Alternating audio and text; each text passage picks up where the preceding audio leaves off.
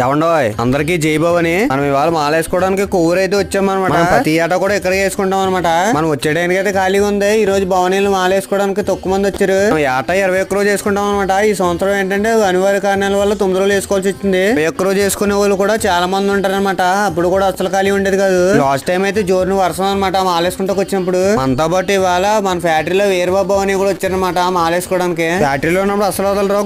గురుభవని అంటే కూడా తిరిగేస్తూ ఉంటారు. మన మాలాధారణ అయితే కంప్లీట్ అయింది. మనం జాయి ఇంటికి వచ్చేసి మనం పీఠం పెట్టుకునే పనులు అయితే మొదలు పెట్టాం. ఎంత త్వరగా పీఠం పెట్టేద్దామని పూజ మొదలు పెట్టేద్దామన్నా టైం అలాగే గడిచిపోతా ఉంటది కానీ పనులు అవ్వవు. మా పెద్దనాన్న భవని మొదటిసారి మాలేసారనమాట. అంటే కన్యభవని అంటారు. మా పెద్దనాన్న భవని కన్యభవని అవడం వల్ల ఆయన చేత పనులన్నీ చేయించాను. కన్యభవని ఎక్కువ చేయడం వల్ల పూజ ఫలితం అనేది ఎక్కువ స్ట్రాంగ్ అయితే ఉంటది అనమాట. ఈ 9 రోజుల్లో మొదటి రోజు ఆఖరి రోజు ముఖ్యం అనమాట.